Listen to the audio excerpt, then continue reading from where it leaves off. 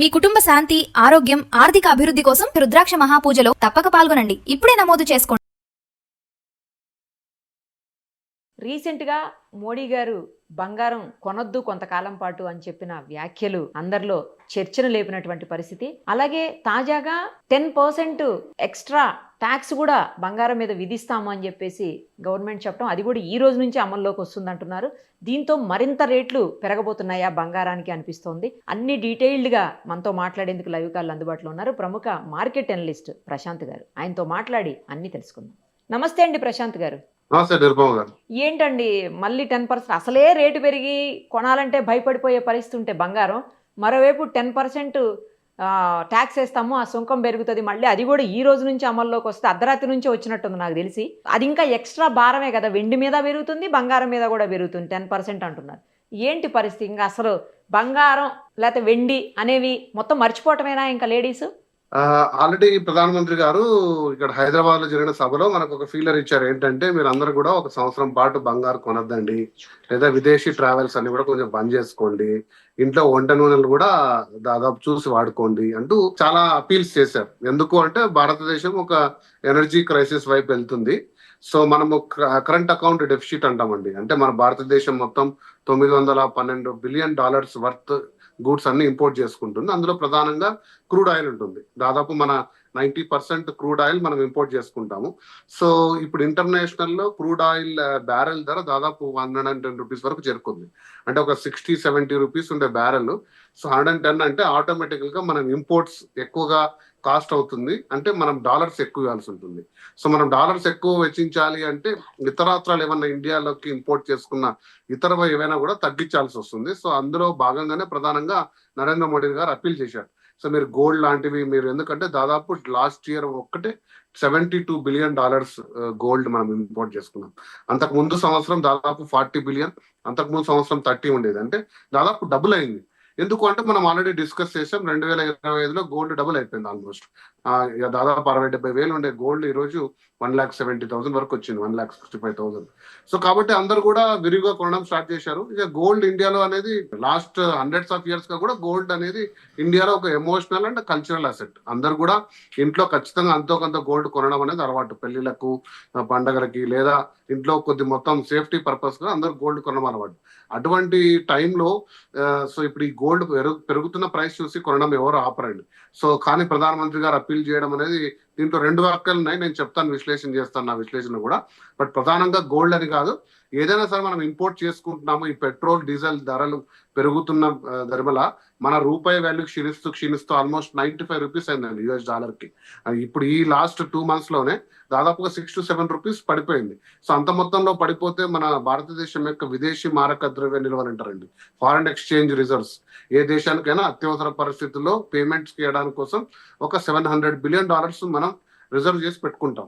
అంటే శ్రీలంక లాంటి పరిస్థితులు రాకూడదు, ఇక పెట్రోల్ కొనలేని స్థితికి వచ్చి శ్రీలంకలో చూసాం, 3-4 కిలోమీటర్ల మేర లాంగ్ క్యూస్ ఉన్నాయి, పెట్రోల్ కొనలేని పరిస్థితి. లేదా 91లో ఇండియా పరిస్థితి రాకూడదు అంటే మన ఫారిన్ ఎక్స్చేంజ్ రిజర్వ్స్ డిప్లీట్ కాకూడదు, అవి ఖచ్చితంగా ఎంటీ కాకూడదు. అంటే ఖచ్చితంగా మనం రూపీ స్ట్రెంగ్తన్ చేయాలి అంటే ఏదో ఒక మార్గం చేయాలి. పెట్రోల్ ఇంపోర్ట్ చేసుకోవడం ఆపలేం, ఎందుకంటే అది ఎసెన్షియల్, అది లేకుంటే మన భారతదేశం నడవదు. నెక్స్ట్ హైయెస్ట్ ఇంపోర్ట్ చేసేది మనం సెమీకండక్టర్ డివైసెస్, ఎలక్ట్రానిక్ సెమీకండక్టర్స్, అంటే laptops, computers, phones, smart phones, టీవీలు, ఈ హోల్ నెట్వర్కింగ్ కంప్లీట్ గా వీటిని కూడా మనం ఆపలేము, దీని మీద రెస్ట్రిక్షన్స్ లేవు. ఇక నాన్ ఎసెన్షియల్స్ అయినా గోల్డ్ లాంటివి కొంచెం తగ్గించుకోండి అని అప్పీల్ చేశారు. ఇది సహేతుకమా కాదా మనం విశ్లేషణ చేద్దాం. బట్ ప్రధానంగా చేసిన అప్పీల్ అది. సో నిన్న అర్ధరాత్రి నుంచి దాదాపుగా 10% అదనపు సుంకం, ఇంతవరకు 6% ఉండండి ఎక్స్చేంజ్ డ్యూటీ, గోల్డ్ ని ఇంపోర్ట్ చేసుకుంటారు మ్యానుఫ్యాక్చరర్స్ ఇండియాలోకి. సో 6% డ్యూటీ ఉండేది, అది కాస్త ఇప్పుడు 9% అదనంగా యాడ్ చేసి 15% చేశారు. 10% import duty, 5% agricultural development cess అండి. సో టోటల్ గా 15%. ఇది ఎందుకు తగ్గించారు? ఇంతకు ముందు ప్రధానంగా ఇండియాలో 25% వరకు అక్రమంగా గోల్డ్ స్మగుల్ అయ్యేది. సో ఇది టెర్రరిస్ట్ల చేతిలోకి వెళ్తుంది. దావూద్ ఇబ్రాహిం లాంటి గ్యాంగ్స్, పెద్ద పెద్ద టెర్రరిస్ట్ ఆర్గనైజేషన్స్ ఇంకోరు అక్రమంగా గోల్డ్ తరలిస్తున్నారు. ఎందుకంటే 15% డ్యూటీ ఉంది కాబట్టి అక్కడ కొనుక్కొని దుబాయ్ లాంటి దేశాల్లో ఈ నౌకల ద్వారానో తర్వాత ఎయిర్పోర్ట్లను పంపించేవారు. ఇది పెద్ద బిజినెస్ అవుతుందనేసి 24-25 బడ్జెట్ లో ఇండియన్ గవర్నమెంట్ ఒక డెసిషన్ తీసుకుంది, మనం తగ్గించేద్దాము, అప్పుడు ఫ్రీగా ఫేర్ గా కొంటారు అని అనుకున్నాం. బాగా తగ్గింది. కానీ ఇప్పుడు ఈ యొక్క రూపీ మీద పడుతున్న భారంతో మళ్ళీ తిరిగి పెంచారు. మరి ఆ స్మగ్లింగ్ అనేది ఎట్టుపోతుంది అనేది చూడాలి. ఎందుకంటే అది అరికట్టడి తీసుకున్న చర్య మళ్ళీ తిరిగి తీసుకున్నారు. ఇది మొత్తంగా చూస్తే పాలసీ మేకింగ్ లో లోపంగా కనపడుతుంది.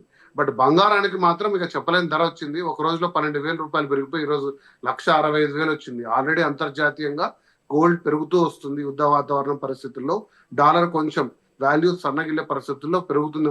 ధర్మల మనకి 165 వరకు వెళ్లే ఛాన్స్, 165 ఉంది.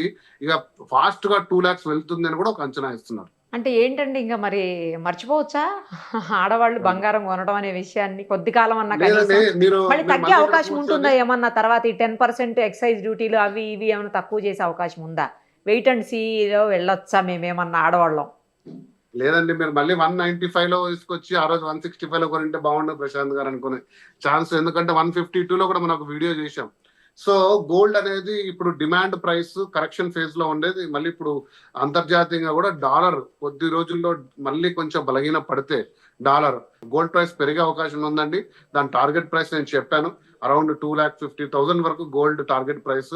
నేనే కాదు, అంతర్జాతీయ సంస్థలైన జేపీ మార్గన్, గోల్డ్మెన్ సాక్స్ కూడా నా ప్రైస్ టార్గెట్ ప్రైస్ వచ్చేసి 6,500 నుంచి $7,000 పర్ ఔన్స్ అంటారు, 28.5 grams. సో కాబట్టి ఆ లెక్కలు చూసుకుంటే కన్నా అది 2 to 2.5 lakhs వెళ్ళే అవకాశం ఉంది. కాబట్టి నిర్మమ గారు ఎస్ఐపి విధానంలో మీరు కొనమని నేను ఎప్పుడు చెప్తుంటాను. ఇక మంత్లీ ఇంత తీసుకోండి ఖచ్చితంగా. నగల షాప్కి వెళ్ళేసి స్కీమ్స్ ఉంటాయి, గోల్డ్ స్కీమ్స్. కొనడం ఆపద్దండి. అది 1 గ్రామ్ కానీ 1/2 గ్రామ్ కానీ ఇక 10 గ్రాములు కానీ స్థాయిని బట్టి మీకున్న అనుకూలత బట్టి తీసుకోండి. గోల్డ్ అనేది లాంగ్ టర్మ్ లో మంచి రిటర్న్స్ ఇచ్చే అసెట్. ఇక మీరు ఈ రోజు ఈ రేటును చూసి పెరిగిందని బాధపడతారా, లేదా ఒక 6 నెలల తర్వాత అయ్యో ఆ రోజు 165 కొనలేకని బాధపడతారా? సో ఆప్షన్ మీదే. సో ఖచ్చితంగా ఆ వాల్యూని మీరు క్యాష్ చేసుకోవాలంటే తీసుకోవాలి. బట్ కాకపోతే సామాన్యుడికి దూరం అవుతూ పోతుంది. అది ఖచ్చితంగా నేను కూడా చెప్పగలను. ఎందుకంటే పాపం చిన్న చిత్కా పెళ్లిలో అది 1 తులమో 1/2 తులమో తీసుకొని చిన్న పిల్లల ఫంక్షన్స్ పెళ్లిళ్ళు చేసుకునే కుటుంబాలు కూడా చాలా ఇబ్బందుల్లోకి వస్తున్నాయి. మరి చూడాలి అది. ఎందుకంటే ప్రధానమంత్రి గారేమో కన్వీనియంట్ గా చెప్పారు మీరు గోల్డ్ మానుకోండి అనేసి. ఇక ప్రభుత్వం చేస్తున్న కొన్ని చర్యలకు ప్రజలు ఎందుకు త్యాగాలు చేయాలని చెప్పి ప్రజలు కూడా అడుగుతున్నారు. ఎందుకంటే పెట్రోలు అనేది, డీజిల్ అనేది ఈ రోజు పెరిగింది. ఇక మరి మనం ఎందుకు గత 15-20 సంవత్సరాలుగా మనం ఇంపోర్ట్స్ చేసుకుంటూనే ఉన్నాం, మనం లోకల్ గా ఎందుకు ఎక్స్ప్లోర్ చేయట్లేదు? నేచురల్ గ్యాస్ కానీ పెట్రోల్ కానీ. మరి అది ప్రభుత్వం సమాధానం చెప్పాలి. 2014 కరెక్ట్ గా నరేంద్ర మోడీ గారు ప్రైమ్ మినిస్టర్ అయ్యడానికి 77% మనం ఇంపోర్ట్ చేసుకునే వాళ్ళం అండి. మన దేశీయ అవసరాలకు 77% petrol, diesel, crude oil import చేసుకుంటే ఈరోజు 84% చేసుకుంటున్నాం. మరి 9% అదనంగా ఇంపోర్ట్ చేసుకుంటున్నాం. అంటే మన దేశంలో ఉన్న నిల్వలని ఎక్స్ప్లోరేషన్, R&D మీద ఇన్వెస్ట్మెంట్ చేయట్లేదు. కేజీ బేసిన్ కాకుండా చాలా చోట్ల కూడా కొన్ని నిధులు ఉన్నాయి, కొన్ని నిక్షేపాలు ఉన్నాయి. క్రూడ్ ఆయిల్స్ కి, గ్యాసెస్ కి ప్రత్యేకంగా వాటి మీద ఇన్వెస్ట్మెంట్ మనం చేయట్లేదు. ఇక సెకండ్ ఏంటంటే చైనా దగ్గర 180 days స్ట్రాటజిక్ ఆయిల్ రిజర్వ్స్ అంటారు. అంటే ఎప్పుడైనా ఎమర్జెన్సీస్ లో ఉండడానికి పెద్ద పెద్ద ట్యాంకుల్లో స్టోర్ చేసుకుంటారు 180 days. మన భారతదేశంలో ఓన్లీ 10 days కి సరిపడా ఆయిల్ స్టోర్ చేసి పెట్టుకుంది. ఇలాంటి పరిస్థితుల్లో మనకు అంటే తక్కువగా $65 అనేది చాలా తక్కువ టైం ఉన్నప్పుడు మనం కొనుక్కొని వాటిని రిజర్వ్ చేసుకున్నాం అనుకోండి. ఇప్పుడు మనము ఫారిన్ ఎక్స్చేంజ్ రిజర్వ్స్ అనేది డాలర్స్ రూపంలో, గోల్డ్ రూపంలో, స్విస్ ఫ్రాంక్స్, జపాన్ యెన్ లో దాచిపెట్టుకున్నాం. అలాగే 180 days వర్త్ ఆయిల్ కూడా మనం రిజర్వ్స్ లో పెట్టుకొని ఉంటే ఖచ్చితంగా ఇలాంటి పరిస్థితులు వచ్చినప్పుడు ఆ $65 ఈ రోజు ఆదుకునేది మన భారతదేశ ప్రభుత్వాన్ని కూడా. సో గవర్నమెంట్ పాలసీస్ లో ఎర్రర్ ఉండి ప్రజల్ని త్యాగం చేయండి, గోల్డ్ కొనొద్దండి, మీరు ఫారిన్ టూర్లకు వెళ్ళొద్దండి, కార్పూల్ చేయండి, వర్క్ ఫ్రమ్ హోమ్ చేయండి అంటే అంతగా రెస్పాన్స్ అవుతారని నేను అనుకోవట్లేదండి. దీన్ని ఎందులో ప్రజల నుంచి రిక్వెస్ట్ ఎంత ఉందో ప్రభుత్వం కూడా అంతే బాధ్యత తీసుకోవాలి. ఇలా చెప్పుకుంటూ పోతే ఖచ్చితంగా ప్రజలు కూడా దాన్ని హర్షించారని నేను అనుకుంటున్నాను. రైట్ అండి, థ్యాంక్ యూ సో మచ్. ఏది ఏమైనా కూడా ఎవరు ఏం చెప్పినా, ఎన్ని చెప్పినా సామాన్యుడికైతే మాత్రం ఇంకా బంగారం ప్రియమైపోయింది. అందరి ద్రాక్ష అవుతుందేమో రాను రాను అనిపిస్తోందండి. Thank you.